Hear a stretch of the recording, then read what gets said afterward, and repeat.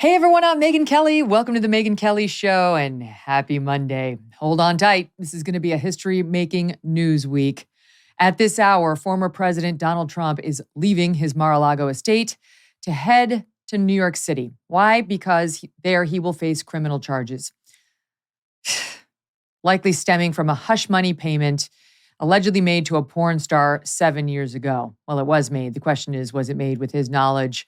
And for what purpose was it made? And is this offense, if it does qualify as a criminal offense, warrant charges so many years later? Can it be charged? Has the statute of limitations passed? And is this an appropriate exercise of prosecutorial discretion? So many questions to get to around this thing.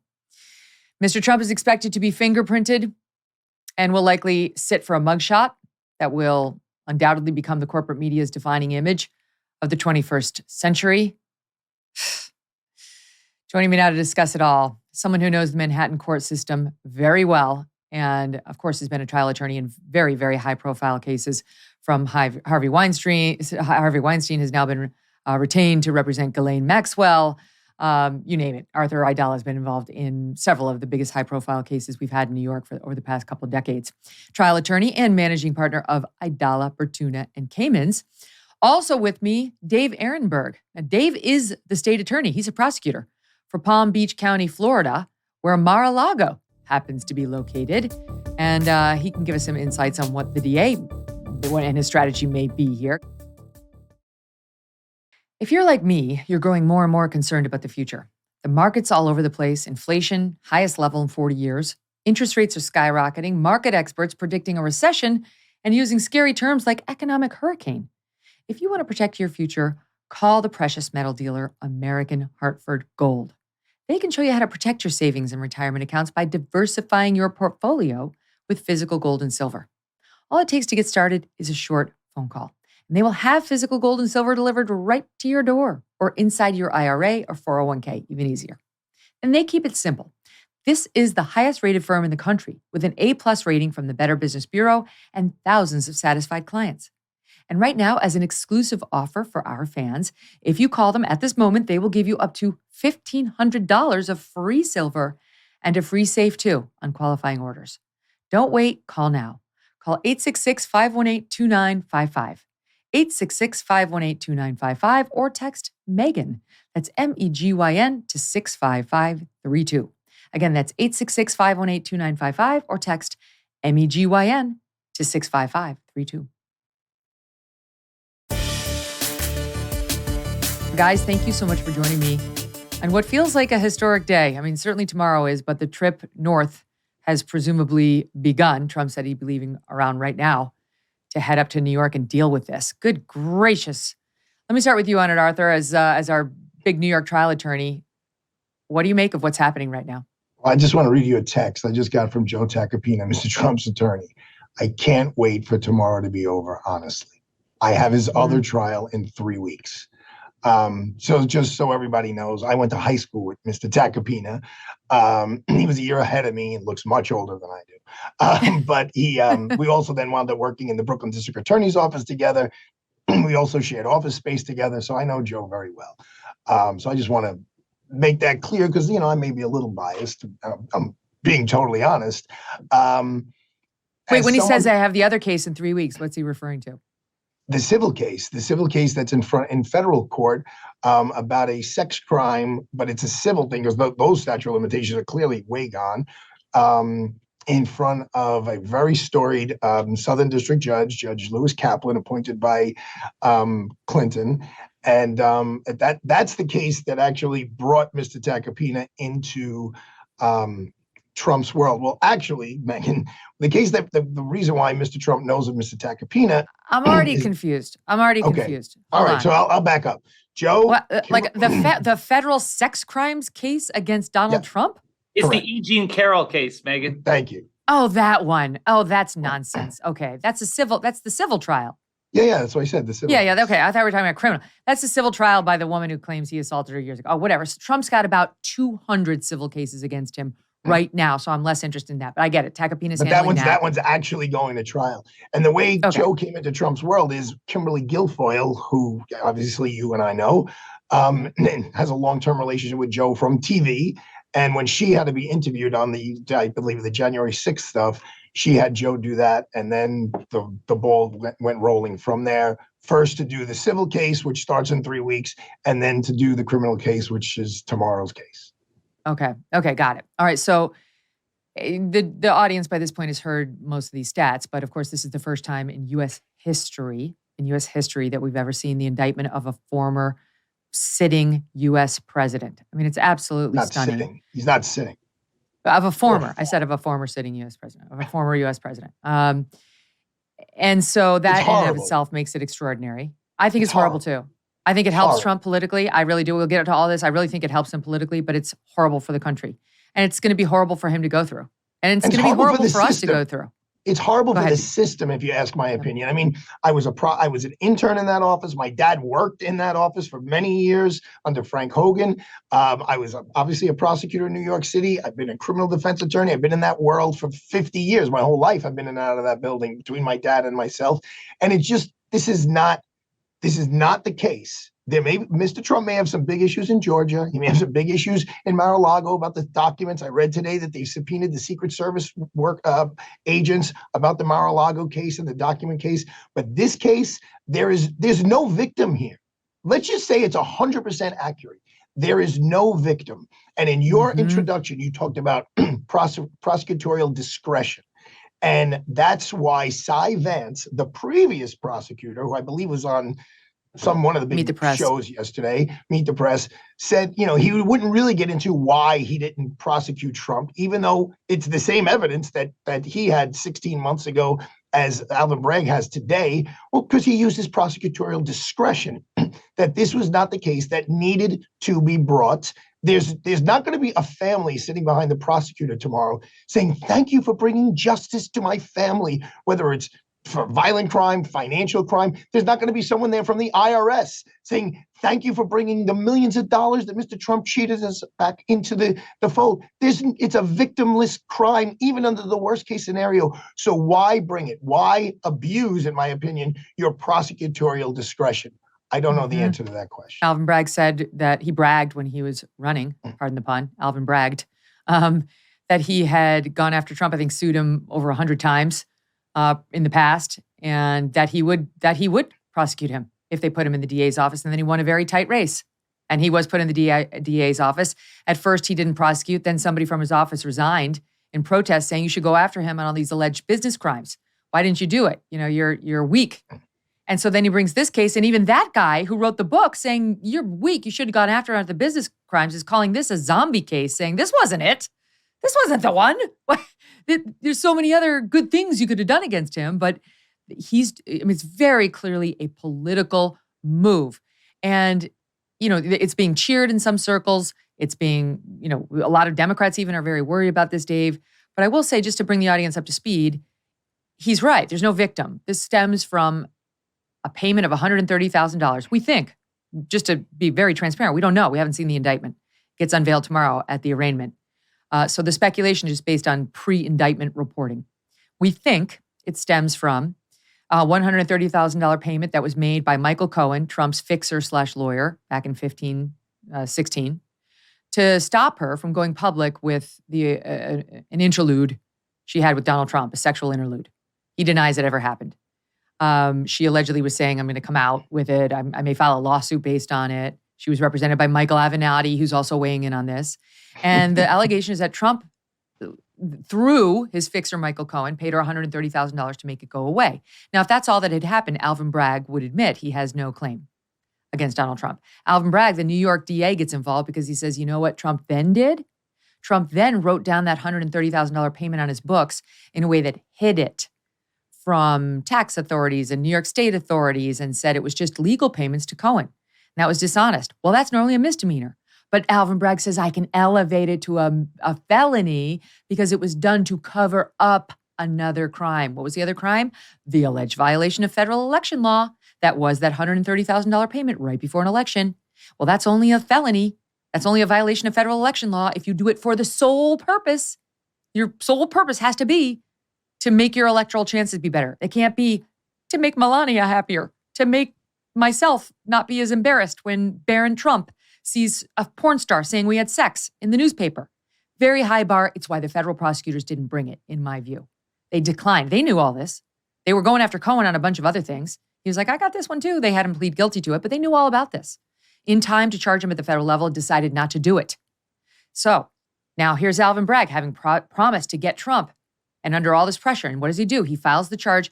It's like a camel, like the hump put on top of the hump. But, it's spun out of control now, where he's got like several ledges to his whole legal theory. And he's filed the case. The grand jury has chosen to indict. So that, Dave, is what brings us to tomorrow, where Alvin Bragg is going to have to put up or shut up. And it could be, he's got more than we know. What do you think of that? Well, thanks for having me back on the show, Megyn. And far from me to disagree with two brilliant legal minds. No, but please I'm do. going to disagree in part.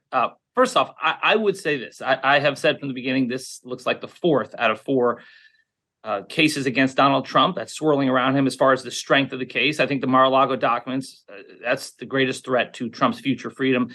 But it doesn't mean that this is a weak case. At least we don't know. I think it's premature to say that it's all based on the Stormy Daniels payments, because after all, Jennifer Weisselberg did testify before the grand jury, and she wouldn't seem to have knowledge. Stop there. Literally nobody knows who that is. Explain her connection to Trump's former CFO. Good point. Jennifer Weisselberg is the estranged ex-daughter-in-law of Alan Weisselberg, the longtime Trump Organization CFO. He knows where all the bodies are buried. He's sitting in a Rikers Island jail right now. And he is the one that the prosecutors have been trying to get to flip for some time. He has not yet flipped on Donald Trump. He testified against the Trump Organization that led to a guilty verdict against the Trump Organization, but not against Trump himself. So Jennifer Weisselberg went before the grand jury. She had a lot to say. She wouldn't seem to have any. Let me just jump in quickly. This is so weird. So it's like you're an old guy. You're like 75. Alan Weisselberg is former CFO of the Trump Organization. Your son marries this woman named Jennifer. Jennifer shows up at the family meals, the family holidays. Jennifer's got keen ears, allegedly. Jennifer listens to all the family convos. Then divorces your son. Then Jennifer inserts herself into this proceeding and says, I know where all the bodies are buried. My former father-in-law won't flip on Trump, but I have dirt and I am ready to spill it, right? Is that where we are so far? Yeah, hell hath no fury like an ex-daughter-in-law scorned. So it's unbelievable. So she Keep going. testified, and that's what makes me think maybe there's more to it, because she wouldn't seem to know much about Stormy Daniels, but she would know some of the financial stuff that Alan Weisselberg knows. So perhaps this is more than just the hush money payment. But if we're going to go under the pretense that that is the hush money payment, I would agree with you that we don't know if prosecutors could even piggyback on federal law. Can a prosecutor at a state level piggyback on federal campaign law to make this a felony? We don't know. But a couple of things to know when we say this is all political. First, Alvin Bragg, as you correctly noted, Megyn, he turned down the prosecution of Donald Trump a year ago when there was immense pressure to do so. He didn't think the evidence was enough. And so he said no. Here, he thinks the evidence is enough. So he's doing his job as a prosecutor to follow the evidence and the law and not politics. But here's the other thing. When Michael Cohen was prosecuted by the feds, it was for, among other things, the hush money payments. He was prosecuted and convicted. Well, also, Donald Trump was not prosecuted at the time, even though he was referred to as individual number one, an unindicted co-conspirator. And that's because he was the president at the time, and you can't indict a current president. But you know who called him individual one and said he was an unindicted co-conspirator? It was the Trump DOJ. It wasn't some Soros-backed prosecutor. It was Trump's own DOJ who did it. So that's why I don't think this is purely political. And also, we just still, as I said, don't know what's in there yet. But if Megyn, while we're speaking, and I have a video monitor on, every network right now is covering the mayor of the city of New York and the police commissioner of the city of New York. And it's all about Trump and what they're going to do to Trump. And every police officer is on alert for tomorrow. This is what's called, David, and you know this is what's called prosecutorial discretion. You know that there are these other cases out there, and you just rank them as, so he's the lowest guy on the totem pole. And he's elected by the citizens of the borough of Manhattan, the borough of the county of New York. look what he's doing to the city right now. Look at the expense that we're going through. And this is not why people elected him. People elected him so that when they go on the subway on the number 4 train, which I just did to come to this studio, that they're safe. And that's what you're being elected as a prosecutor, the way you were, to use your good judgment. And here you have to question, even if you're right, let's say David's right, this isn't a political thing, that they discovered that Donald Trump broke this little law that Cy Vance, a guy who was the prosecutor for 12 years, the chief prosecutor, who was a prosecutor for years before that in that office, said, I don't know of a case that they've ever elevated a misdemeanor to a felony based on election law. Never, ever. Never. So you have a guy who really knows about being the chief prosecutor of the county of New York saying we've never done it before. And he didn't say this, but what's the obvious conclusion? And I don't really think we should have, because if he thought he should have, he could have done it. He had all this evidence. So That's my point. Alvin Bragg has misused his office. And at the very least, in the light most favorable to Alvin Bragg, he just has horrible judgment. In the meanwhile, listen to this via the New York Post on Sunday in an op-ed from victim rights New York founder Jennifer Harrison. In his first year, Bragg downgraded 52% of felonies to misdemeanors. He downgrades felonies to misdemeanors. He doesn't upgrade misdemeanors to felonies unless your name is Donald Trump, compared with 39% that were downgraded the year in 2019. He had a dismal 51% conviction rate for felonies he did charge. So he downgraded more than half of felonies to misdemeanors, and those he did go after as felonies, the majority he failed to convict. He's a bad prosecutor, and he is a political guy, and he ran as a political guy. And now Donald Trump, of course, is his number one target. I mean, she raised another point, which I thought was actually quite valid, which was, if he's going to target politicians attempting to make a comeback, how about Andrew Cuomo, who actually might have committed crimes in Manhattan within the statute of limitations when it comes to how he committed COVID or conducted himself during COVID in the nursing homes and the cover-up of the nursing homes, or his aide, Melissa DeRosa, who openly admitted to obstructing justice while they were how about that? Is the nonpartisan, non-political prosecutor going to go after Andrew Cuomo? Hell no. It's just Donald Trump, because the Democrats have decided to get him any way they can. They want to stop him. Let's do some protocol for tomorrow, because I think viewers are interested in how this is going to go down. The actual arraignment happens at 2:15. So just briefly, Arthur, what is an arraignment? Like, what happens at an arraignment? If it wasn't Donald Trump, it would literally be a less than 60 seconds, maybe 120-second event.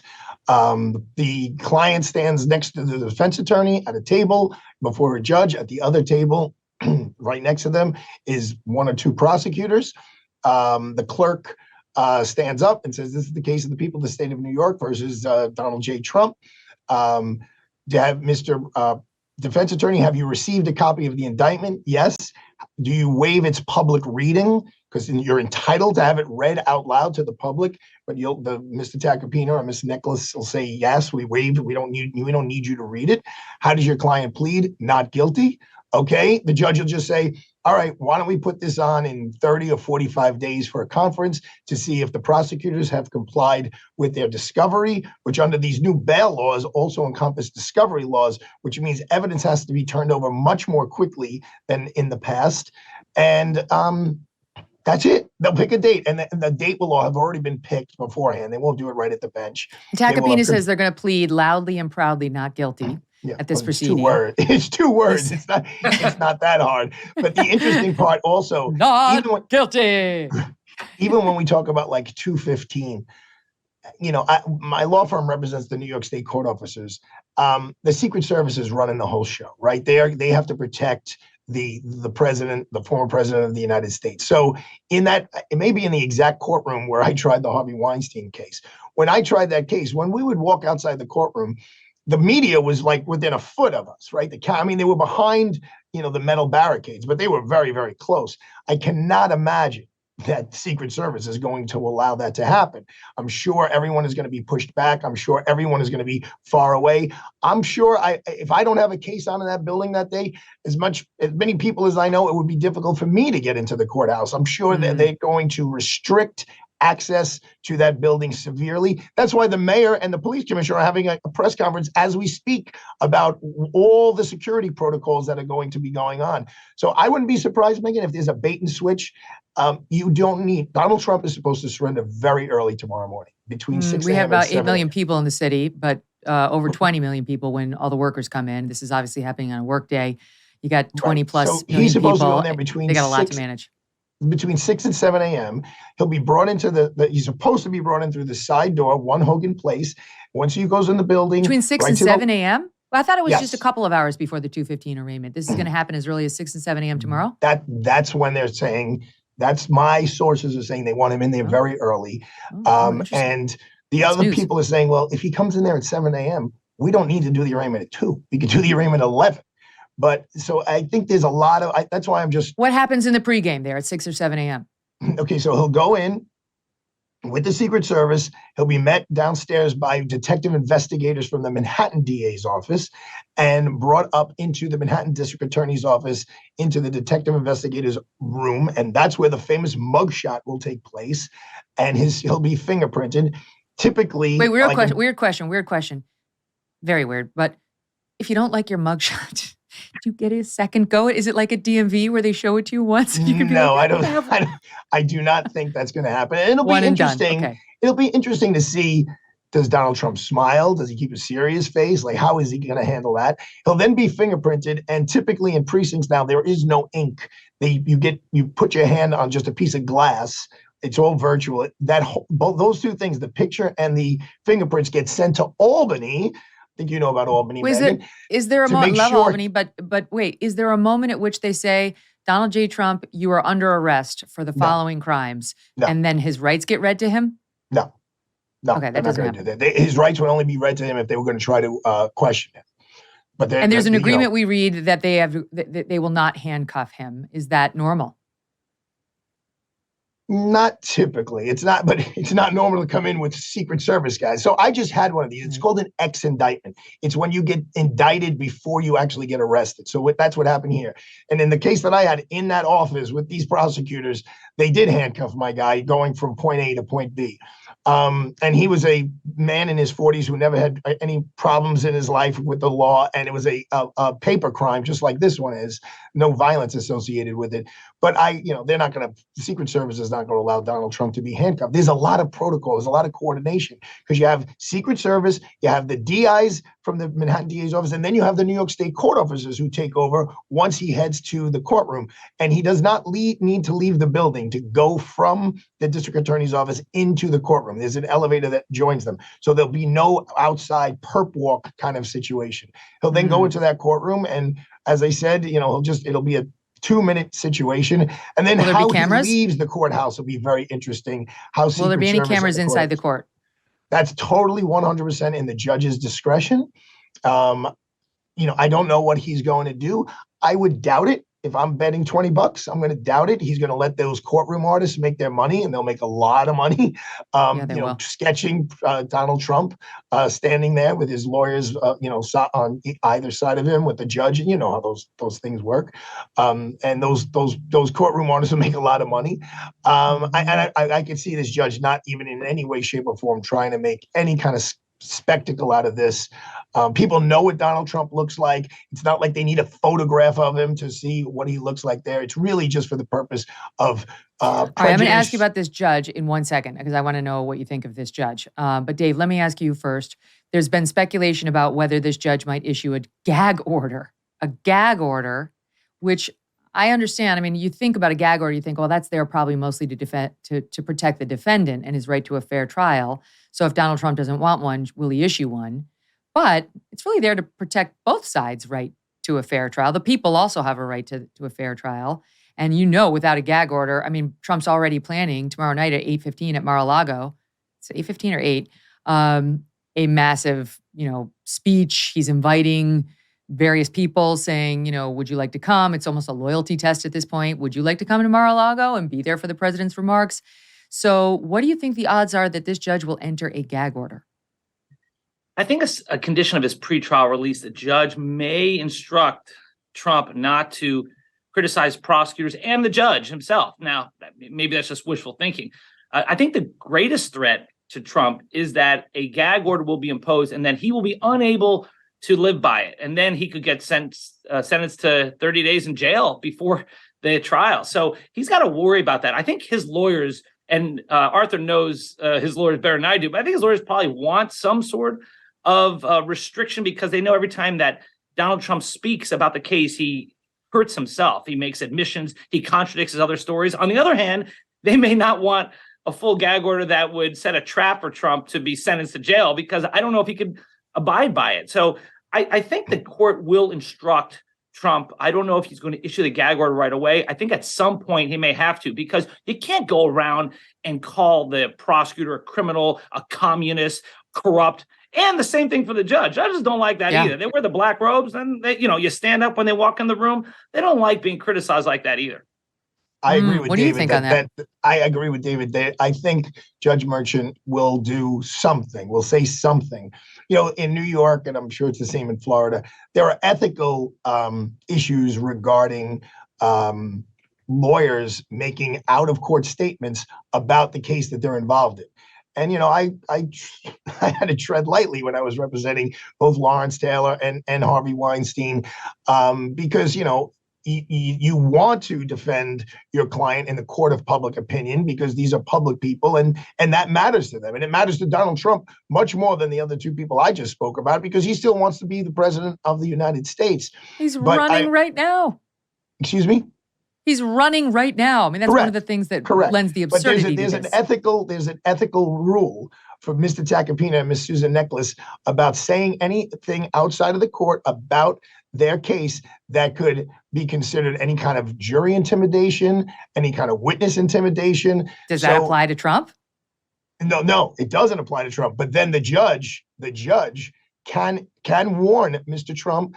My guess, this is my guess, it's a total guess. He's going to say, Mr. Trump, I'm not putting a gag order on you now. However, I am going to monitor very closely all of your statements on the social media or live or elsewhere. And if I think you come to the point where I'm going to issue a gag order, I will do so. And the consequences are you can be charged with the crime, a misdemeanor in New York State of contempt of court. And I could give you up to 30 days in jail on that alone and a fine. I think it's $500 or $1,000. How can we have that? It's making my head hurt. How can you have by far the leading candidate for the Republican nomination for president right now in this country? The latest poll had him 30 points, I think, ahead of Ron DeSantis. Post indictment, by the way, post. How can you have the leading candidate for the GOP nomination told we're prosecuting you on a brand new, novel crime theory that even the former Democratic DA wouldn't bring, that you yourself failed to bring until you got pressured, Mr. Bragg. First time in U.S. history we've gone after a former president. We're going to prosecute you on this novel crime theory, for which the statute of limitations may already run, all these weaknesses in the case, according to both sides, and you can't say anything about it. You have to keep your mouth shut. Well, that's why. And you can't criticize the DA, you can't criticize the charge. How is that even constitutional? How can that be constitutional? That's why. Let me get Dave and then I'll go back to you. Yeah, okay. On this, Arthur and I totally agree. I think the judge is going to admonish Trump, say, hey, look, we're going to be watching you. Be careful what you say. You can't criticize prosecutors and this court.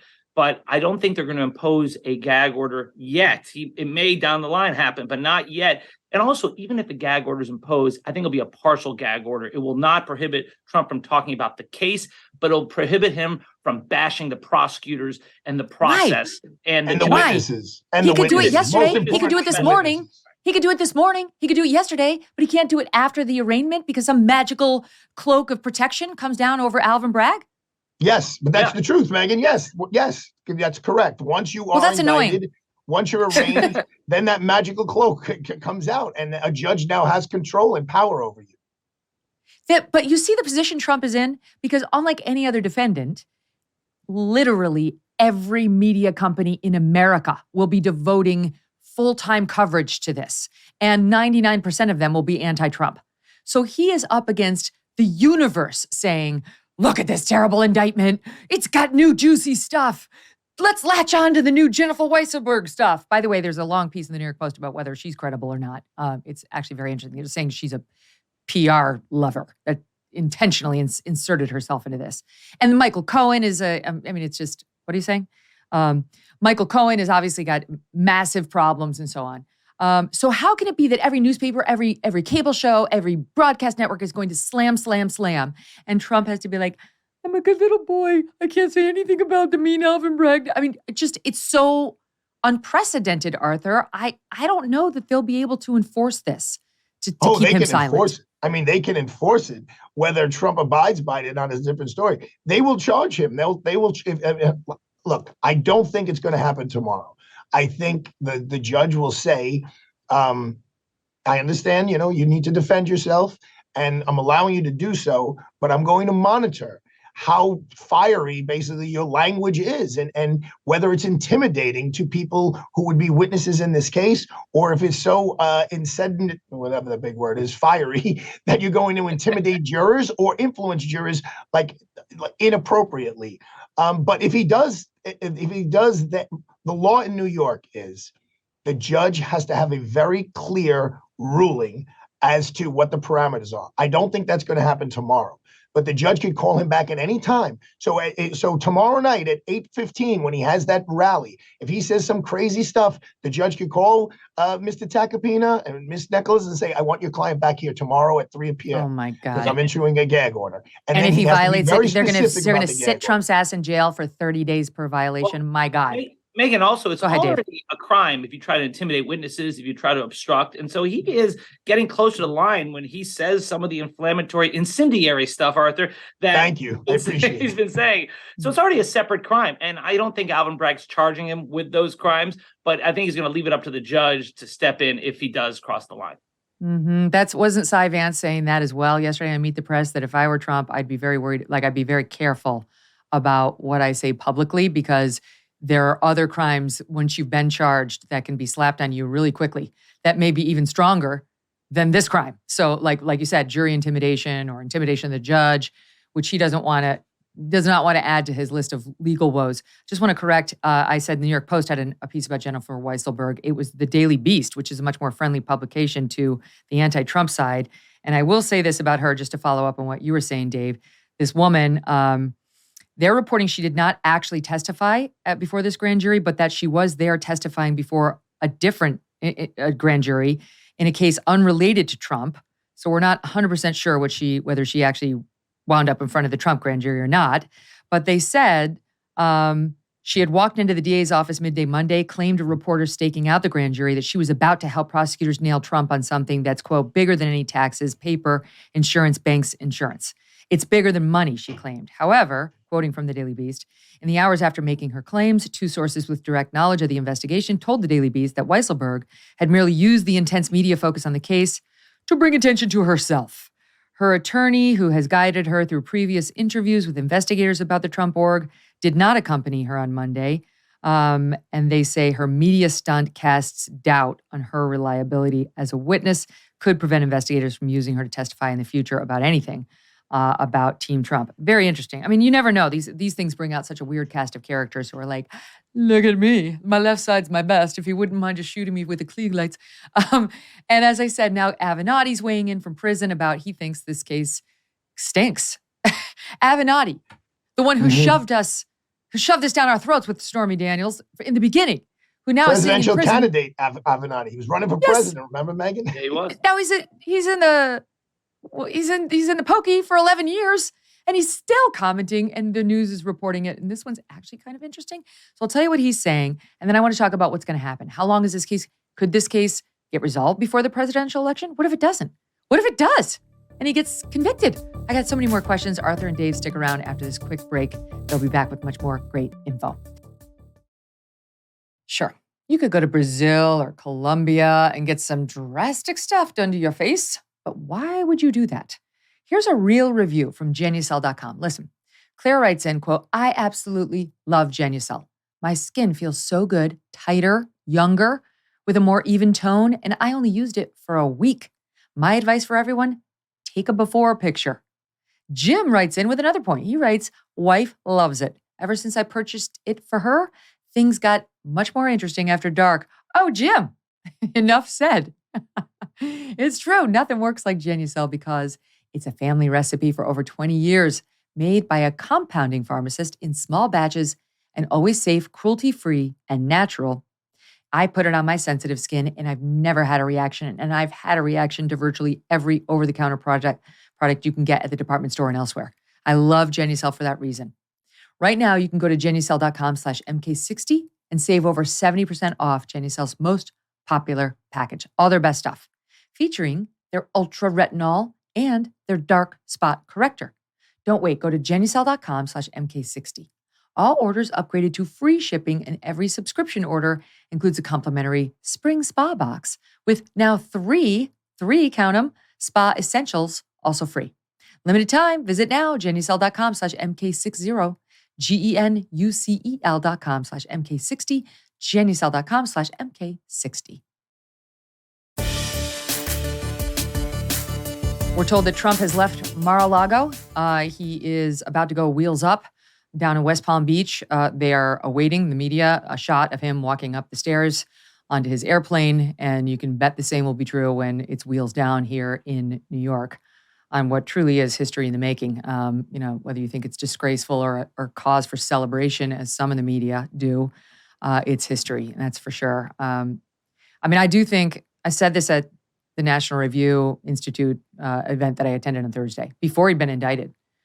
I said, if I were Trump, I'd be on my knees praying for an indictment, especially in this case, because it's the weakest one.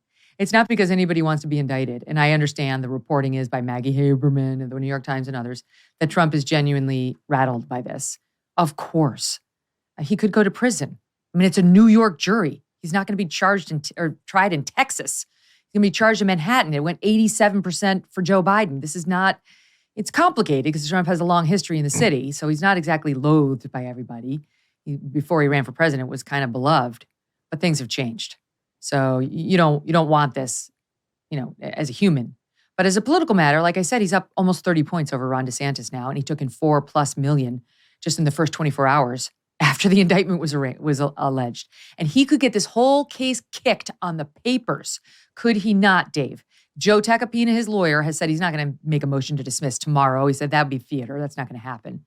But he's going to file on the papers a motion to dismiss based on legal arguments, saying all the things we kicked off the show with. It's a federal crime. It's never been used before. You can't have a state prosecutor. The statute of limitations has run. It's really just a misdemeanor, so the statute has definitely run. All the stuff that we were saying. Megyn, I don't think they're going to get this case kicked on any of those grounds, with the possibility of one additional argument, which is intent to defraud. Now, under the falsification statute, falsification of business records, which is just a misdemeanor, you have to have an intent to defraud. And there is a legitimate question whether there would be an intent to defraud here, because some courts have said that you need money or property. And as Arthur said, and you said at the beginning of the show, is there, as a state, out any money or property? Michael Cohen paid taxes on this. That's why he got reimbursed excessively. He paid taxes, so the state's not out. No one else seems to be out money or property. So if that's the narrow interpretation that the courts will have, then yes, they could get this whole thing thrown out if the case involves the falsification of business records. Again, we don't totally know. I think the other arguments are weak. I think the statute of limitations argument will be rejected because Trump left the state. He moved right here in my backyard, Palm Beach. And when he did so, it pauses the statute of limitations. But David, let me just address that. So how were they able to indict him now? In other words, the whole time, from the moment he left Washington, D.C. until Thursday, they could have indicted him anytime. So I think that argument just doesn't hold water because they just showed that they could indict him when he's outside of the jurisdiction. Sure. I think Megyn loves to talk about Andrew Cuomo. I think Andrew Cuomo suspending or tolling the statute of limitations during the Corona period, during the COVID period, may be what they're hanging their hat on. I will tell you, Megyn, I did my own homework behind the scenes. The Manhattan DA's office is very confident that they have a strong argument regarding the statute of limitations. And if I could add, I was about to mention the Andrew Cuomo COVID pausing the statute of limitations too. So there are two reasons why, and that's why I agree. This case would not have been filed if they thought there was a statute of limitations bar to it. they're going ahead because they think it'll at least get to a jury. Okay. Can I just chime and if in it on gets what to a jury, yeah, go ahead. About what you said Go about ahead. Maggie Haberman, because I read what was in the Times yesterday as well. I know she hates Trump. She's such a Trump hater. It's like Joe- everything she writes. So Joe told me about his first conversation with the president, and all he said was that, the president was very quiet when he got the news. He was a little bit like taken back because don't forget, they said it was going to happen in a month. Not right. They lied to all of them. They lied to this isn't going to happen for a while. The grand jury's not coming back probably till the end of April. And then all of a sudden, kaboom, this happened. Who lied? I believe the prosecutor said, that things are going to be quiet for a while. You won't hear from us for a while. And then all of a sudden, it was widely reported here, David, that the grand jury was in recess on the Trump matter until middle to the end of April. And now all of a sudden on March 30th, he gets indicted. So when the president found out, he was surprised on two fronts, that he actually got indicted, and number two, that the timing of it. But shortly thereafter, President Trump made sure his legal team knew that he was fired up and he was ready to go and he was out at dinner and he was, ready to do battle. He was playing golf yesterday. Yeah. I mean, as you said, Megyn, nobody wants to be indicted. But in my opinion, he's proving so many people right. Well, I should say Alvin Bragg is proving them right, that this is a witch hunt, that this is a very low-level crime. Cy Vance said they've never done anything like this before. And so Donald Trump gets to say, see, I told you. Go ahead, Dave. I'm the guy, and they're looking for any crime whatsoever to come after me.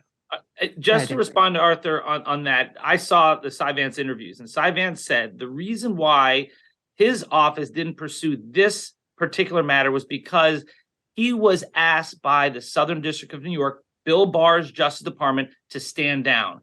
So whether you want to believe him or not, that's why he said he didn't do it. Now, the one thing that I will agree with Arthur and you, Megyn, is yes, Cy Vance said that he is not aware of any case where the campaign finance law has been piggybacked upon to create a felony. Normally, when you create a felony from the falsification of business records, it's for some other crime, not campaign finance. But again, we don't know what it's going to be. I will say to you that if the case involves solely the falsification of business records and the campaign finance, then it's weaker than a lot of us would have thought it would be.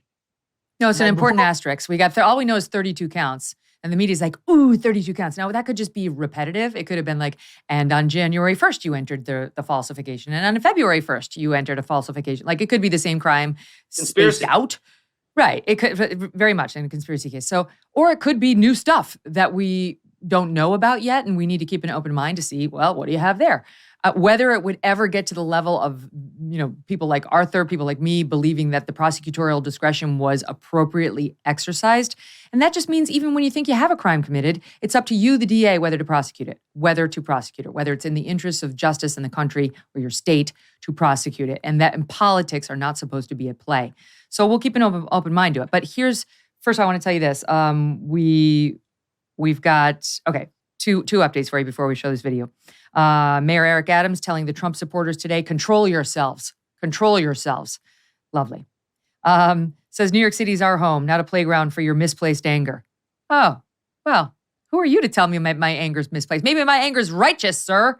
Although we have no specific threats, people like Marjorie Taylor Greene, who is known to spread misinformation and hate speech, stated she's coming to town. Wrongly handled, Mr. Mayor. Could you try to rise above the politics and your message to tell everybody to rise above the politics? just be a classy, calm leader. Go take a look back at how Bloomberg did it. Even Giuliani, during times of trouble for the city, was spectacular back then. Now Trump has gone up the steps. He's walked up the steps. We have video of it. Let's check it out and see how he looked. Here he is. He's getting out of the SUV for the listening audience. Can't really see him very well. I see nothing. Okay, here he goes. He's going up the stairs. You can see no facial expressions. He was talking to Melania? Oh, okay. No, he wasn't talking to Melania. She's not coming. None of the family's coming. There he is. He stops. He waves before he gets in the plane. All right. No big news there. We'll see if there's anything more on the New York end. So here's the thing I really want to talk about, Arthur, which is, what's the strategy for Tacopina now? Does he want a trial right away? Trump's typical legal approach has been delay, obfuscate. He knows his way around a courthouse. It's all civil. But what's the strategy? Get a trial ASAP or delay it Well, until after 2024 November? 90 some odd percent of these cases in that courthouse, all shapes and sizes of cases, do not go to trial. Like 90, I don't know if it's 91, 92, 93. They wind up in This one. some sort of plea settlement. I am confident in Mr. Tacopina and Susan Necheles that they will have some sort of a disposition that they could present to Donald Trump. And then President Trump will make the decision, okay, do I take this misdemeanor? No way. I mean, he's not going to plead to a fine. Do I take this misdemeanor and pay a $500 fine and the case is over with and now I can just not be distracted with this? Or do I want my day in court and go through all of that? Would Bragg take that? Would Excuse me? Bragg ever take misdemeanor a $500 fine? I can see why Trump could eventually be talked into that, but why would Bragg take that? The thing is this, Megyn, you never know. Like when I represented Lawrence Taylor, the first offer was like 5 years in prison and all kinds of stuff. He wound up with a misdemeanor and probation.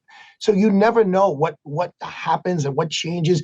A case is like a child. You start off as an infant and then you grow into an adult. So I don't know if Bragg would take it, if he wouldn't take it. Well, let's see how much pressure he gets on it. And one thing we want to talk about with Bragg, before this Trump thing, he was not exactly Mr. Popular district attorney here in New York, talking about 52% of those cases being reduced. The people in New York, every shape and color, want to be safe. They want to be safe. And Bragg was not exactly winning any awards. But then you say correctly that Biden got 87% of the vote. And so I don't think there's any going to be tears shed for most of New Yorkers, most of Manhattanites, that Trump gets indicted. I also don't think Donald Trump can get a fair trial. Having just done the Harvey Weinstein trial in there and seeing what the jury pool looks like, I do not think that Donald Trump could get a fair trial. Trump's already saying he wants to change a venue. He wants to change a judge. He wants to change a prosecutor. Is he going to get any of that, do you think, Arthur? No, I don't. Not even change a venue.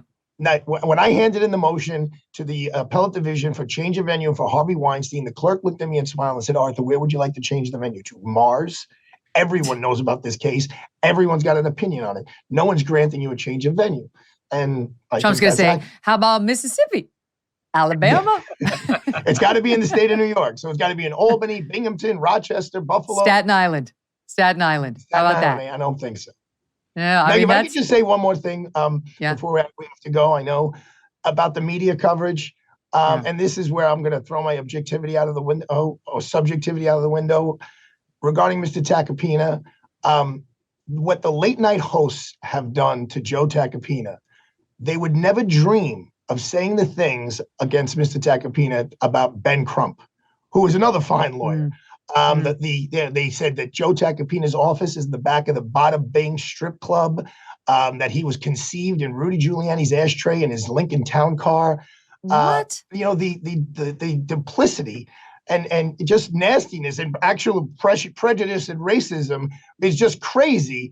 And yet, it's okay. It's just because, and Joe, look, he's a brawler. He's a tough guy, but he's won some real cases. And I'm not saying it because he's my buddy. I'm saying it because it's the facts. And I've seen it as a lawyer. Fantastic. She's fantastic. He's fantastic. And they complement each other. And Maggie Haberman saying there's trouble on the legal team. That's all BS. It really is all BS. If you look at Rolling Stone magazine came out with an article trying to say that there was dissension in the troops, and Susan Necheles said, absolutely not. I think Joe's a great lawyer. Trump said, I am very pleased with my legal team, but the media's got to create, there's trouble in Trump paradise. They're going to do to him what they did to Dershowitz and try to make his name a dirty word. It's absolutely despicable. He's entitled to a great lawyer, and the people who hate him most should want him to have a great lawyer. That's how the system works best. But wait, let's try to get to when this case gets tried. Like, I see your point, but Dave, what do you think? Like, is there any way this case, if nobody settles, that nobody offers a plea or nobody takes a plea, like what happens? Because if he gets convicted, do you think Trump could actually go to jail? And if he gets convicted, is he disqualified? It's not like the impeachment where if you get found guilty on an impeachment trial, you can no longer run. What happens? If he is convicted, he is not disqualified from running for president or serving as president. The Constitution sets forth the requirements to be president and doesn't say anything about a conviction in there. And Eugene Debs, the famous socialist leader, ran for president from prison. Thankfully, he didn't win. So we'll see what happens. But I think a lot of the outrage that we're expressing, at least you guys are expressing, not so me, but a lot of the outrage, I think is going to be washed away once Trump gets indicted by the feds. I think that's coming on the Mar-a-Lago documents, possibly on January 6th. And then the Georgia case. I think this stuff, will fade into the background, and he will really have to worry about those cases, because those cases are the ones that pose real possibility of prison time. This one, I'm not so sure. All right, now listen, I actually want to talk to you about that. I know Arthur's got to go, but Dave, can you stick around for 10 more minutes so we can talk about the breaking news on the Mar-a-Lago documents? Sure, let's do it. I'm actually going to that courthouse right now, Meg. And the average time of a trial is 1 year. Till trial. Okay. So quick, before we go. Quick, Arthur. What do you make of the judge? Trump could have had a lot worse picks than him. He's a serious guy, but he's fair. And he did the Trump Corporation case, and I spoke to the lawyers there. And he leans prosecutorial, but there are some judges in there, Megyn, that are absolute prosecutor judges. One last thing: if Trump got convicted of what we're speaking of, I spoke to my two judges who are in my law firm. Both of them said there's no judge who is sending him to prison. Well, the nation can't handle that. We can't. That's too much. Arthur, great to see you. Dave, stick around. Always we'll do 10 minutes on this breaking news out of the Washington Post on what's happening in that Mar-a-Lago case. Look, you did the tough thing during COVID. You paid your people and pulled your business through the pandemic. Now, doing the tough thing could qualify you for up to $26,000 per employee at covidtaxrelief.org. Government funds are available to reward companies with 2 or more employees who stayed open during COVID. This is not a loan, and you don't have to pay it back. The program is complicated, but no one knows more about it than the CPAs and tax experts at covidtaxrelief.org. You pay nothing up front. They do all the work and share a percentage of the cash they get for you. Businesses of all types, including nonprofits and churches, can qualify, including those who took PPP loans, even if you had increases in sales. You did the tough thing for your employees during COVID. Let covidtaxrelief.org help get you up to $26,000 per employee. Visit covidtaxrelief.org. That's covidtaxrelief.org, covidtaxrelief.org. So, Dave, many Democrats are upset at Alvin Bragg and this prosecution being brought because they say, yes, we want to get Trump, but this is the weakest one. That's of the potential cases that are lurking out there. You got the Georgia alleged interference with the election based on Trump saying, find me the vote. I need you to find me X votes. Very defensible, I got to say. Very defensible if you're a lawyer. Okay, there's that one. There's New York. And then there's this special counsel probe run by Jack Smith, who's looking into whether Donald Trump improperly responded to a subpoena that was served on him and his lawyers with respect to those documents being kept at Mar-a-Lago, and the bigger obstruction probe that happened in the context of to see whether Donald Trump behaved inappropriately in connection with January 6th to begin with. Did he somehow obstruct justice on that day? Couple of there's the bigger umbrella layer of what'd you do on Jan 6th and was a criminal, and then that brought them to getting documents from Mar-a-Lago. Oh, you've got classified docs. Oh, here's a subpoena because you're not cooperating. Oh, did you misbehave once you got the subpoena? So lots of potential places in that probe for possible criminal charges. And there's news on that. And I'll start with what Bret Baier just reported because it's the most recent and it's concerning.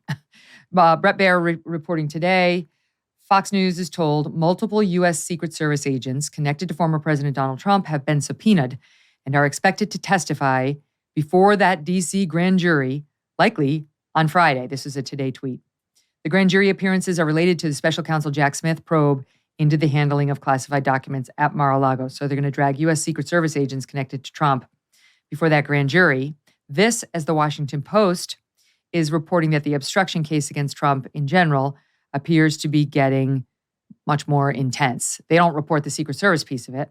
They report that, for example, investigators now suspect, based on witness statements, security camera footage, and other documentary evidence, that boxes, including classified material, were moved from a Mar-a-Lago storage area after the subpoena was served, and that Trump personally examined at least some of those boxes.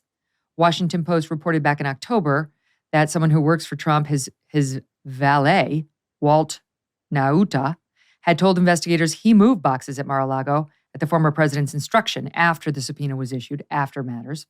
Smith's team, the prosecutor's team, special prosecutor team, has video surveillance footage apparently corroborating the account that documents were moved after the subpoena was issued. Okay, well, moved, what does that tell us? Does it mean they weren't produced? That's certainly the implication. And finally, they say evidence has been amassed indicating Trump told others to mislead government officials in early 2022 before the subpoena, when the National Archives was working with DOJ to try to recover these papers, and that he ignored requests from multiple advisors to return the documents to the archives. And even after he'd been advised by many people telling him, you cannot keep the documents, doing so could be legally perilous. So that one's definitely heating up. What are your thoughts on it? Megyn, this is the greatest threat to Donald Trump. It's not New York or even Atlanta. It's not even regarding January 6th. It's the documents, because there's a direct tie between Donald Trump and the alleged criminality there at Mar-a-Lago. And for people who said, well, Biden did it and Pence did it, it's not about the possession of the documents. It's about the refusal to give them back. Right. Anymore. Well, it was always... They weren't letting go of that in the beginning. And agreed, because there were 3 potential statutes involved. And the most serious, though, has always been the obstruction. And that's 18 U.S.C. 1519, which would get you up to 20 years in prison. And that's what separates Trump from the others. And if they can show that he got the subpoena and he personally directed his staff to hide the documents, to move it around, because there was a camera outside the storage facility. And he was told to put a lock on that storage facility. And yet, if he told him to move it around to keep it away from the feds, that's really bad. And now they're subpoenaing the Secret Service because they're there the whole time. And there's no special privilege between a Secret Service agent and his or her charge in Donald Trump, as opposed to attorney-client privilege. And even that privilege can be broken through, as we've seen in this case. Evan Corcoran has been compelled to testify because... Who's that? Tell us who. That's a lawyer, but explain. Right. I got to learn when I go on your show. I got to make sure. Yeah, right. I don't talk like a lawyer and try not to use acronyms. And right, I got it. My goal, Dave, is always for the viewers who've been paying a lot of attention to this. They don't mind a repetition of a fact or two. But for the viewers who are living their lives not paying that much attention to this, they always appreciate just a quick, who is this? Yeah, and you do it the right way. It's a good lesson for all of us lawyers, not to speak in legalese. So Evan Corcoran is Donald Trump's lawyer who drafted the letter that told the feds that all the documents had been returned. Now, noticeably, he did not sign the letter. That was a different lawyer, Christina Bobb. It's never a good idea to sign a letter that the drafter won't sign himself. But Evan Corcoran was called in, and he said, attorney-client privilege, I can't tell you who told me what and when. And then the courts said, no, you've got to give up that information, because even under attorney-client privilege, there's something called the crime fraud exception, which means a lawyer can't be used to facilitate a crime. So that's really Trump's problem. I don't even think it's Secret Service is as big of a problem as his own lawyer giving up the ghost. I can't help but feel, why wasn't this done to Hillary Clinton, the use of her lawyer to do all of her dirty work? We've allowed her to do that for how many years now? She gets a total pass. It's just, I can't get past, it's Trump. That's why. I'm not defending, if he got a subpoena and he hid documents, that's not okay. As a lawyer, you don't have to persuade me. I mean, that's like, you're supposed to treat subpoenas very respectfully. That's an issue from the court saying, hand these documents over. You can't start hiding them. But it's just so aggravating because she's gotten away with so much. We just went through this whole thing where she used her lawyer to go into the FBI to try to sick them on Donald Trump and say that he was using some Russian bank to hide his nefarious dealings. You know, she's been using lawyers to do her dirty work forever. And we just generally haven't had a practice of criminalizing the behavior of somebody in her position. Yes, we've sniffed around the lawyers from time to time, but everything with him is different. Well, Megyn, that guy Sussman, I think you're referring to, is the person who went before the feds and said, here's the stuff about Donald Trump. And he was prosecuted for lying to the feds, and a jury found him not guilty. The lawyers we sniff around. The lawyers we sniff around, but we never go after the actual principle for making it happen, right? Is she just smarter about not putting her fingerprints on it? Because you want to go after the lawyer who signed the thing saying we returned all the documents. That's one thing. We can get into that, but they're not doing that here. They're talking about going after Trump. And Trump's, I'm sure, going to claim, I didn't issue the lawyer any orders. He's the lawyer. He knows what to do. Well, either Trump or Corcoran, the lawyer, to me, is going to go down for obstruction. One of those two or both. But I think Corcoran is going to save himself by saying, the guy who gave me the information that said that all the documents had been returned is my client, because Corcoran could face the same 20 years in prison. Why can't Donald Trump say, that, I don't know, was the subpoena for all documents or was it for classified documents? The subpoena were for all the documents that he was not allowed to keep. So I guess it would be for the classified documents, because Trump would be able to. Yeah. So why is that case such a slam dunk? Why can't he say, I'm the former president and I declassified them and there was nothing that was responsive? You're lucky you got the ones I did send you. That is his defense. In fact, Kash Patel has said, I heard him declassify all the documents. And so they brought Kash Patel, which is an aide to former President Trump, before the grand jury. And they said, okay, tell us what you know. And so he had to say, when did he say that? And under the law, a president cannot just declare, hey, I declassify. It's not like Michael Scott in an episode of The Office did that. I declare bankruptcy. It doesn't work like that. You got to file certain paperwork, and you can't declassify everything. There are nuclear secrets that have to be declassified only by the Department of Energy. So I don't think that's a good defense. But the Department of Justice is actually interviewing a bunch of people to make sure that Trump didn't do that anyways, that this isn't just some post facto explanation, because they don't want to go to trial against Trump and have Trump say, this is my defense, and have one juror have reasonable doubt, and that's a hung jury. Mm-hmm. I will say, because I've been thirsty for answers to these questions about, can a president declassify in this way? Like, what are the requirements? And my takeaway from reading very smart people on both sides of the aisle is it's not as clear as you just laid out. I wish it were more clear. It's really not that clear. I'm sure everyone involved is wishing it were more clear, and I think he's got some wiggle room there. We've had some smart lawyers on the show to sort of outline that for us, but we'll see. But at this point, I mean, Dave, just as somebody who's in the business of seeking justice for the people, we can't have this. We can't have Trump charged criminally in New York, potentially charged criminally in Georgia. That's where we had the crazy grand juror 4-person running around saying, ha, ha, ha, you won't be surprised, that lunatic. And now we have this, right? He may get charged by Jack Smith in this DC special. I mean, this will tear our country apart. Megyn, I know there are a lot of people who say that, but as a prosecutor, I have to disagree, because we live under the principle that no one is above the law. And if the evidence is there and the law is there, you go. And Donald Trump benefited from politics, because he would have been indicted with Michael Cohen on this whole hush money scheme if he was not the president. He was the president, so he benefited from an internal DOJ policy that you don't indict a sitting president. And then you had Bill Barr protect him by calling off the dogs at the Southern District of New York and in Manhattan in the state prosecutor's office. So he's benefited from certain. Bill Barr doesn't control the state prosecutor. The state prosecutor doesn't answer to Bill Barr. If he wanted to go after Trump, he could have done it easily. Well, that's true. But I got to tell you, from a state prosecutor perspective, when the feds tell you to stand down, you generally do it. You defer to the feds. Now, you do it because you think the feds are going to pursue it. You don't do it because the feds say stand down. You do it because the feds and the feds. I don't believe that he thought that. That's just an excuse now after the fact. I mean, I'll give you some of the other points, but not that one. He could have done it if he wanted. You can't blame Bill Barr for this. No, whoever thought Bill Barr was going to go after Donald Trump? Really? Okay. I'm very concerned about it. Before I let you go, I got to ask you one thing, because I promised the people Michael Avenatti tweets, and I am a woman of my word.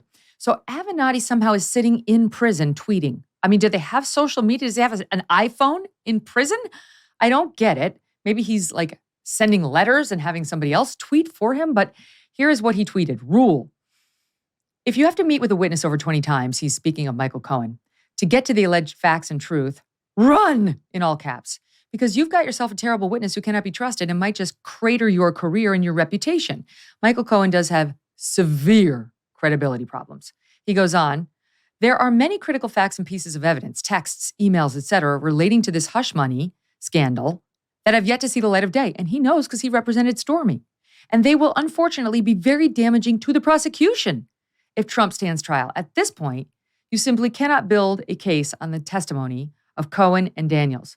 Now, I will say, between Michael Avenatti and Michael Cohen, you couldn't find somebody less credible. Neither one of these people understands the truth if it's staring them in the face. So I don't put really much credit in what he says either. But it is extraordinary to have her lawyer out there saying, oh, wait until you get a load of the texts. It's not going to work for the prosecution. Yeah, those guys hate each other. They've hated each other for years. And I can't explain I don't know what he's referring to about all this other evidence. We haven't seen it, and judge it by the guy Michael Avenatti, who's a convicted felon. And how do they get a phone? So is Cohen. Oh, Cohen. Well, that's why, Megyn, I think the feds never charged this case after Biden took over the Department of Justice. I thought maybe it was because January 6th distracted them. They had bigger fish to fry. But from what I'm hearing is they just never trusted Michael Cohen as a witness, but the state prosecutors do. Yeah. And as far as Avenatti, I wonder too, how is he getting a phone in prison? Is it like a phone inside of a cake like they used to do with files inside of a cake? I don't know how they do that. That's a crime. You can't smuggle in contraband. So I don't know how he does it. I don't know how he does it either, but, God love him. He sees an opportunity to put his name back in the news, and true to form, he does it. Dave, such an interesting conversation. Thank you for your honest analysis. Sure. Thanks for having me, Megyn. I guess my Avenatti can run for president from prison. We've seen it done before. Oh, my God. We deserve better. Please. The way things are going now, it's going to be Cohen versus Avenatti. All the best, sir. We're going to be right back with the man I've been dying to talk to about this, and that is Victor Davis Hanson. Don't miss him.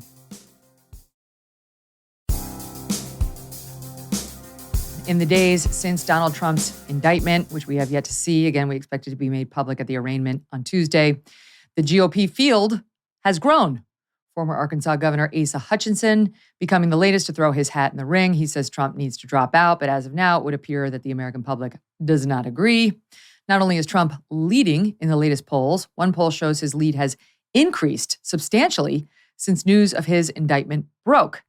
And just look at the show of support for the former president as he left Florida for New York. Here are folks on the street waving 2024 Trump flags, lining up, and we have other videos to show you in a moment. Victor Davis Hanson is a senior fellow at the Hoover Institution and author of the book, The Dying Citizen. Victor, welcome back to the show. Thank you. Can I start with this? Some of the people defending against the fact that this is the first time the Republic has survived about 250 years. It's the first time this has ever been done. It's not the first time a crime has ever allegedly been committed by a former president. Some of the defenders of this prosecution say Trump's extraordinary. Trump's different. Trump is extra legal in the way he approaches life, behavior, all laws. Therefore, this is not precedent setting. The ringmaster stands in a unique position. Therefore, don't worry. It won't be an opening of the floodgates. And I didn't believe it. And I thought Buck Sexton had a great tweet that kind of summed up my feelings in response. He tweeted out, "The lesson of Brett Kavanaugh's confirmation was that the Democrats will make up anything about anyone to destroy them. Now the lesson of Trump's indictment is that they will charge anyone about anything to destroy them." Does anyone really believe this crossing this Rubicon will stop with Trump? Yeah. Well, I was listening to your prior guest, and I must confess I was very disappointed. He is in a complete legal and political bubble. He has no idea what the public is thinking. When he says as a prosecutor, he has a duty, does he really believe that we're going to be convinced that if Donald Trump, New York developer, pretty prominent person in New York, would have been indicted for this? No, he wouldn't know. And when you mentioned Hillary Clinton, I thought to myself, felony number one, she transmitted top secret documents, at least 16 classified messages on a private server. James Comey said it was an indictable offense, but he didn't think most prosecutors would do it. And then she destroyed felony 2, subpoenaed documents. Felony 3, she hired a foreign national, Christopher Steele, paid him and hid it through 3 paywall. You're not supposed to hire foreigners to work on your campaign. That's what he was doing. Then she was fined number 4 for, she called it legal expenses, but that was hiding the $1 million payment through 3 paywalls. James Comer was the director of national intelligence. He lied under oath to Congress and admitted he did. John Brennan admitted on 2 occasions he lied before Congress. James Comey went before the Congressional Intelligence Committee and admitted that on 245 occasions he couldn't remember. So what I'm getting at is not what about him or what about him, but the public will not believe that there's an equal application of justice. This isn't a writ for Donald Trump at all.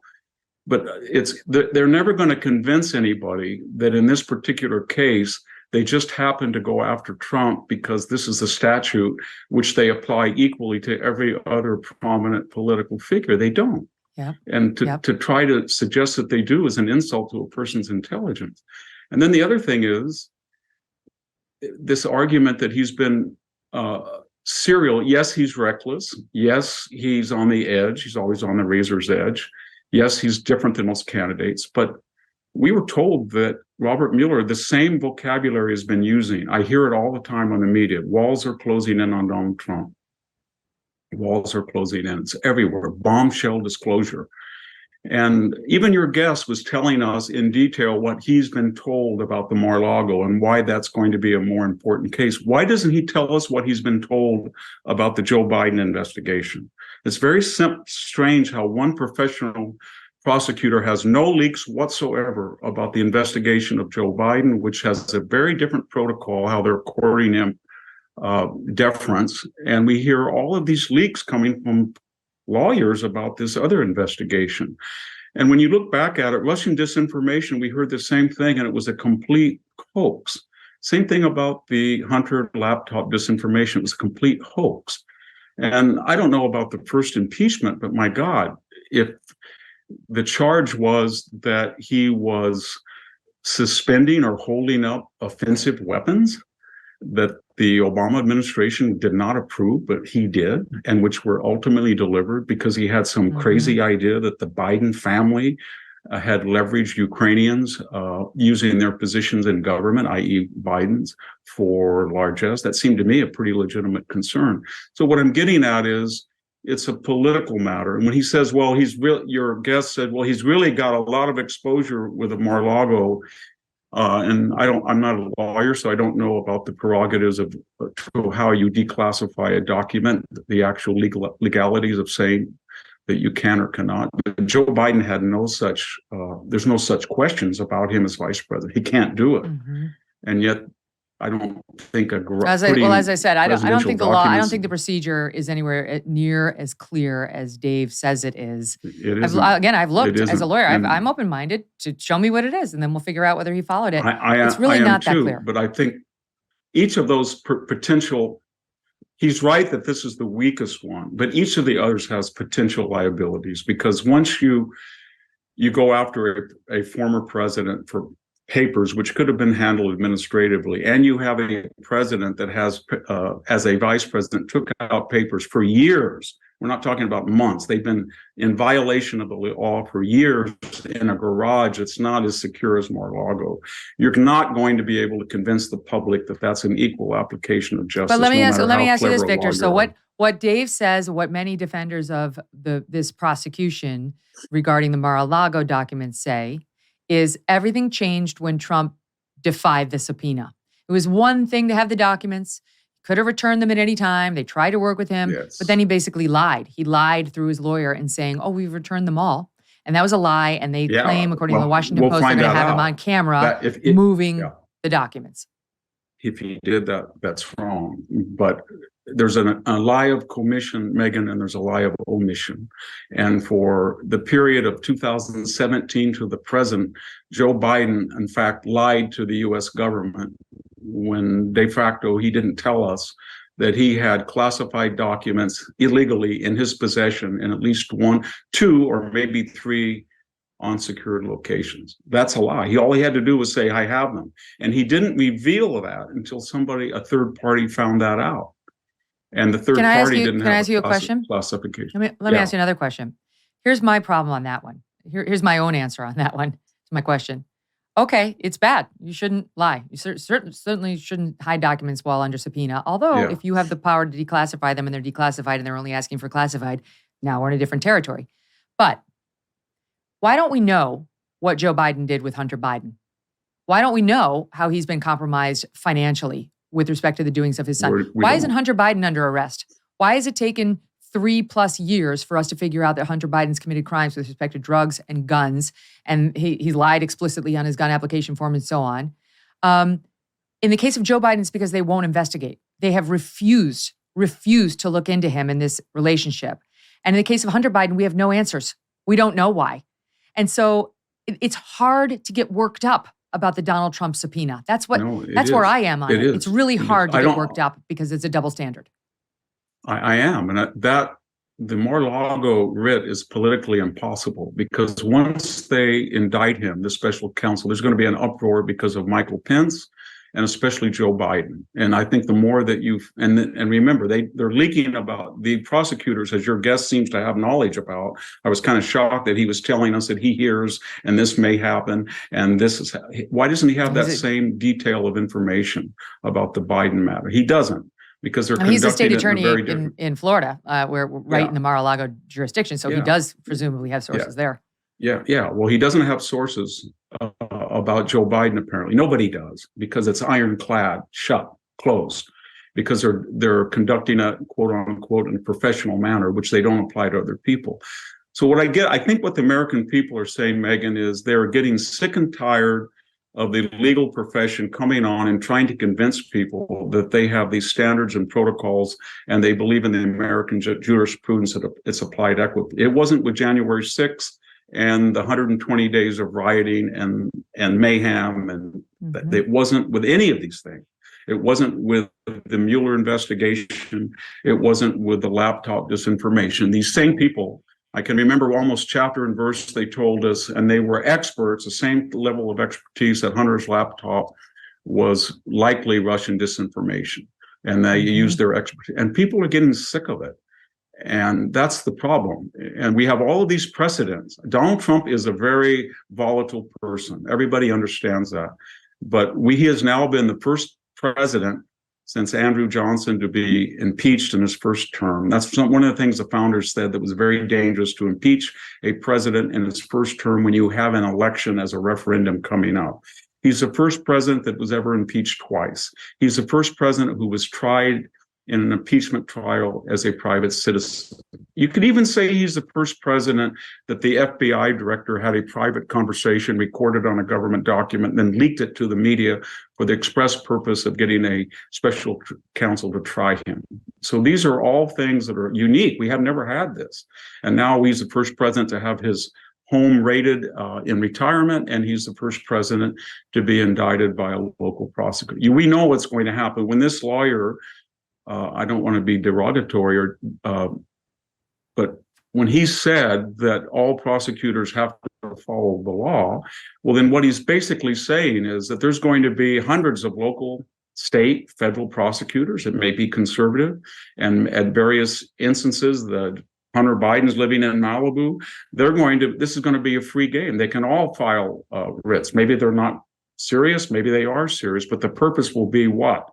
Just what our founders were very worried about. It will be political damage and notoriety for themselves to injure a political candidate. Yeah, and that's what's going to happen. To become a celebrity prosecutor, which is what Alvin Bragg is becoming, and I'm sure wanted. And to your point about James Comey, who you mentioned his testimonial. Yeah. He tweeted out on Thursday, the day that it was revealed Trump had been indicted by the grand jury, quote, "It's been a good day. It's been a good day." Yeah. I mean, is there anyone left in America who wants to hear him? Yeah. Well, I just filed my income taxes, and if the IRS calls me and I have to go in and see them, and on 245 occasions I say to the IRS under oath, I don't remember. I can't remember. Never heard of it. I'm not going to get off like he did. And he did that in front of an intelligence committee under oath. And some of the questions they asked him about the Steele dossier, he knew chapter and verse. Robert Mueller did the same thing. They brought him under oath. They asked him the two central pillars of the entire Mueller investigation, the GPS opposition network under Glenn Simpson, and they asked him about the Steele dossiers. And he muttered that he had no idea what was going on. And that was a complete fabrication. Nobody could believe that. The other piece of it is, Dave and I were discussing, and I appreciate Dave. I mean, I'll defend Dave because it's good to have the other side. No, it's good to have it. You don't want to just be like in the group think and not hear what the other side's going to argue. But the other thing he was saying was, yes, Sussman, Hillary's lawyer, was the subject of that prosecution by the special counsel, and he was acquitted. Sussman was tried in Washington, D.C. Trump's going to be tried in New York. It never works the opposite way around. Like I was saying, you want to take Trump down to Mississippi or someplace in Alabama or, deep red Florida and try him. Maybe people could get behind that. Maybe if a jury truly of his peers sat and listened to it, maybe they could trust the result. But we all know that the fix is in. I'd like to say to your guest, I'd pose this question to Dave. I'd say, okay, Dave, every prosecutor must follow the law. So we're going to have a prosecutor in Utah or Wyoming that Hunter Biden was driving through at that particular time. And he's going to file an indictment against him because he's going to follow the law. And believe me, a Wyoming or Utah jury will be very different to the Biden family than the Acela corridor juries. And that's not what we want in this country. And, this raises an existential question, Megyn, because we hear from the left, they want to end the filibuster when it's convenient. They want to get rid of the Electoral College when the blue wall falls. They want a national voter law when they are mad about states having ID. They want to pack the court when it's no longer the Warren court. They want to bring in 2 extra states when they feel they can't get a Senate majority. And it's always about process, and it's always one-sided. When you don't want Republicans to be nominated on committees by the House Minority Leader, you do what Nancy Pelosi for the first time in history. You say, Kevin McCarthy, we don't want those people and they cannot serve on a committee. When you don't like the presidential address, you tear it up on national TV. All of these extraordinary acts, as these writs are and these indictments, are predicated on one thing: that the right won't do that because they are supposedly the adult in the room or they're morally inferior, and that the left has a prerogative because they're morally superior to do this in a asymmetrical fashion. But there are people on the right who say, we don't want to do what they're doing, but if we don't have any deterrence, we're going to lose the republic. But they know that if they do tit for tat reply, we're going to lose the republic. And that's what's so dangerous about this, because there's no way to stop it unless doing something what they do, and then you're into kind of DEFCON 5 as far as this Constitution is concerned. Right, and so all of these, what's the other? I'm very scared about it. What's the other solution? It's like, I was just in DC this past weekend. I took my family. I had to do a thing for National Review, and I made it into a family trip, and the kids got to see the Lincoln Memorial and the Washington Monument, the White House, the Supreme Court, all the fun stuff. And we went to the National Archives, which was a true treat. And we saw the original Constitution of the United States. It's spectacular. It gives you the chills when you see it. The actual signatures, the actual Declaration of Independence, the Bill of Rights, all there. It's stunning, the history of this country, and we're so proud of it. And now you flash forward to today, when it matters. It matters that for the first time in 250 years, we've crossed this line we've never crossed before. And that it's being defended as like a nothing by so many in the media. And even Dave, defending, well, let's have many. We got to do it. No one's above the law. As if no one had ever arguably crossed criminal lines prior to Donald Trump. I mean, that's a joke. Everyone understood that to put the country through that would tear us apart at the fabric of who we are. This country's evenly divided right down the middle. Look at the last election results, right? Half the country, if you look at the polls even out today on this, the vast majority of Republicans are strongly against this prosecution, and the vast majority of Democrats want it. And the more they pile on, the angrier people are going to get. And for what? For what?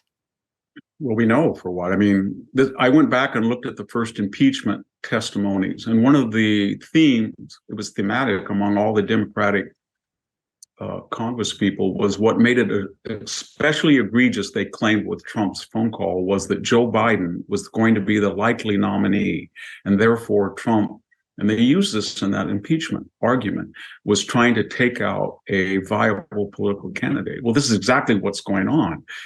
I don't know whether Trump is going to win or not. I'm just going by the polls. He seems to be ahead right now. So you have a Democratic prosecutor and people, special counsel appointed by a Democratic president, that are going after the likely, I don't know whether he's going to be, but right now, the front-running nominee and challenger to Joe Biden's reelection campaign. And that doesn't look good. And that's why one of the reasons we don't do these things. And so I don't know what to say about the whole thing, but I think that the legal class has a lot of answering to do. And they will not, I mean, we saw that with Stephen Bannon and Peter Navarro and all of those performance art, James O'Keefe, Roger Stone. Okay, we got that. But I remember Eric Holder just flat out saying, I am not going to obey a congressional subpoena and appear over the Fast and Furious. I'm just not going to do it. And Obama said he's not going to do it. And that was it. There was no criminal referrals. There was no, performance art arrest. There was nothing. And that's what gets people, it just, after a while, I think people are worn out by all this. So and what, I don't so know how what, what is politically the it's answer? going to work. What is the answer? Because high road tactics, this is where they get us. And it's like similar to what you just said. Mark Levin was saying on Fox and Friends, this is a war on the Republican Party. They want to change the voting system. They want to pack the Supreme Court, pack the Senate. The borders are wide open to change the demographics of the country. The Democratic Party wants a one-party country. It wants a one-party system. Yeah. The Republicans better wake the hell up. He says, we need to circle the wagons. Well, what, even if I'm not a Republican, I'm a registered independent. So are you. You're an independent. What do we do? Well, Kevin McCarthy he did one thing right, and that was, and you saw the outrage when Adam Schiff couldn't be on his committee. And that was retaliatory. I think one of the things they should do immediately is they should really hold impeachment hearings on Alejandro Mayorkas, because he just simply did not follow the law. And neither did Joe Biden. That border is in violation of every federal law. They violated it systematically, and that would be a very easy thing to do. And I think just to show them that they have to carry their oath of office and enforce the laws on the books, they didn't do that. And I'm afraid that what's going to happen, Megyn, is it's not going to be a top-down decision. Once you infuriate and you insult the intelligence of half the country, you're going to have freelancers everywhere. You're going to have local, federal, state prosecutors, and they're going to think of things that they can do to even the score. And then the Democrats are going to get completely outraged because they feel they always have the morally superior ground. And when I listened to Dave, I thought to myself, well, what do you do? I mean, we've heard so much about Donald Trump saying, march peacefully and patriotically over to the Capitol. And I was thinking, what do you do about Chuck Schumer, the Senate minority leader, who in 2020 in March walked to the doors in front of a mob at the Supreme Court and said, Gorsuch, Kavanaugh, you're going to reap the whirlwind. You, quote, don't know what's going to hit you. And then months later, we get these illegal mobs that are swarming the homes of Supreme Court justices to affect their opinions, which is a felony, in which Merrick Garland ignored. And then not much longer, we get a would-be assassin who fortunately confessed in a text to a sister to back up. What is that? And so I just, for every one of these legalese that we're hearing this week, you can find 10 examples of where the legal profession, the same legal profession, suddenly had amnesia, or they were derelict, or they thought it didn't rise to the occasion. And your point about the Biden family, when you see in print, or I guess in electronic transmission, that Joe Biden is referred to by his own son as the big guy, and 10%, and we have Tony Bobulinski willing to testify if the FBI will ever interview him under oath, that he was getting payoffs. And yet nobody like Dave comes forward and says, you know what, this is a mortal danger to the republic, that we have a president who's dealing with China and Ukraine in very mysterious ways, when we have evidence from his own son's electronic device that he was a recipient of money. And so isn't that at least worth some investigation? And that's so it becomes a political question, not just a legal one. And that's what they don't, an historical one. And a moral Why don't we start question. there? Why don't we start with Hunter Biden? Honestly, what's to stop one of these prosecutors in one of the jurisdictions, many in which he's committed a crime, from not waiting for this special counsel investigation? Why not? Why doesn't a federal prosecutor tomorrow file a felony conviction that he lied on a permit to get a firearm, when he said that he had no prior, arrest, or he had no prior problems with the law, or he wasn't candid on his firearm application? Why doesn't somebody said that there's evidence that he was using illegal drugs, that he was soliciting prostitutes? It's much more flagrant than Stormy Daniels. Yeah. Yeah. When it's a federal crime and you have to get Merrick Garland to sign off on it, it's problematic. But when it's a state crime, like you were clearly using drugs in this state at this time, go for it. I mean, now that we've crossed over, let's cross over. Why wouldn't there be consequences that they can see and feel, especially inside the Biden White House? Mr. I have no comment, as if he has absolutely no connection to any of this. I didn't pressure any of it, isn't supporting any of it. Let's see what happens when the pressure ratchets up. Because if we're crossed over, then let's be there. I think what they want, I don't know if they understand what they're getting at, is that you're going to have a red state justice and a blue state justice. And when a blue politician ventures into a red state or vice versa, it's going to be a lot of hazard. And they're creating this. And they're creating it on the expectation that no one would ever respond in like kind. And they're very naive because they've exhausted the patience of people that are tired of being lied to by all of these professionals that keep claiming the higher moral ground or the greater professional expertise. We've seen the left. We've seen it at Stanford University's law school. We've seen it when they stormed the Tennessee legislature. We saw it for 120 days when Kamala Harris said this is not going to stop, nor it should stop, of the riot and looting and arson. So this whole pretense that they're law-abiding or that they're professional or that they're adults is just a complete sham. And I think it's a political question. And I think it's really, besides all that, Megyn, it's really affected American history because it's starting to warp the primary election between Trump, DeSantis, and the other contenders. And it really altered that. And there's a supposition, as you know better than I do, because you have better knowledge sources, but there's a supposition that Democrats talk and they were in contact, or that they wanted these indictments to build up sympathy for Trump so that he would be the nominee, and then presumably would be hemorrhaging once he was nominated because of all these indictments, and therefore he'd be a weaker candidate. I don't know if that's true or not, but that's a supposition. That's a dangerous thing for people to enjoy, that people are interfering with the normal primary process of one party, and that's what they're doing. It's scary. Because, I don't think it's going to work. I really do think that the backlash against this will be severe. I think the American public understands this is deeply wrong what they're doing, that they really are in uncharted territory. Because, of course, independents are the ones who decide elections. And the independents are split right now, according to the latest poll. I pulled it up, but there'll be more polling that'll tell us how everybody feels. But it's, as I said, Republicans are against this, Democrats are in favor, and the independents are split. But if they just keep piling on Donald Trump, people are too smart. They're going to get it. In the same way jurors tend to get it in cases, ultimately, they kind of see through all the razzle-dazzle. I think the independents will get what's being done to him here too and will revolt. And I don't know if I were running the Republican Party, is it the right strategy to fight dirty and do what they're doing between now and the next election? Is the right strategy to try to go high road so that you can just use it against them and say, we didn't do that. We could have done that. My instincts are to fight. When they go low, you go low too. Punch him right in the face, but I don't know.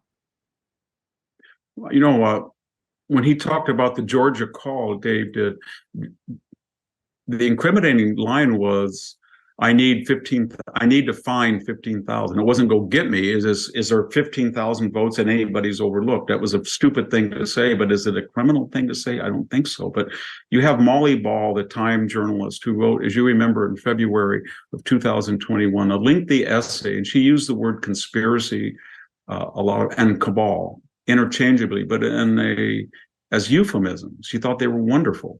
And she outlined how the Democratic Party had raised over $400 million to absorb the work of particular registrars in key precincts in swing states. In other words, to make sure there were more drop boxes. And then she bragged about how these action teams had changed the laws in March and April of 2020.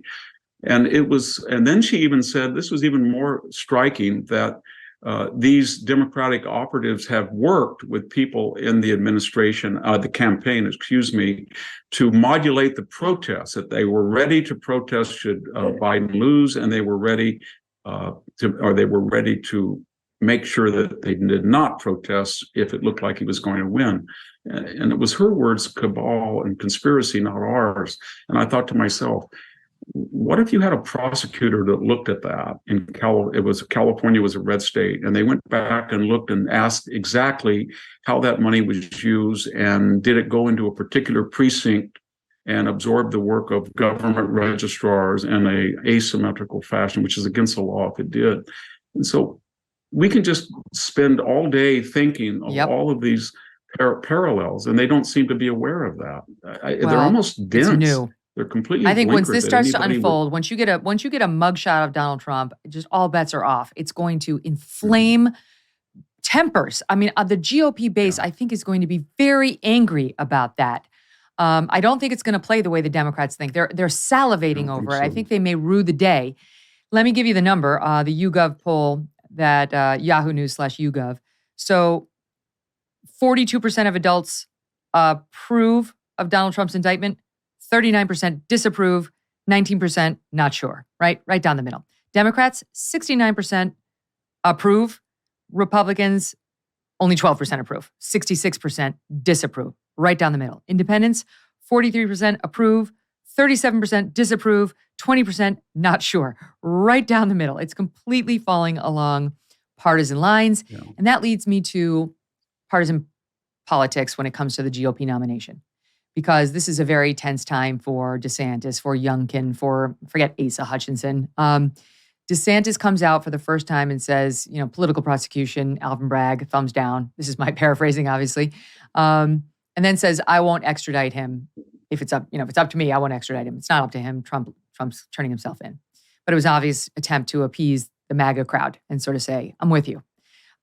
Since Trump was indicted, his lead over DeSantis has tripled.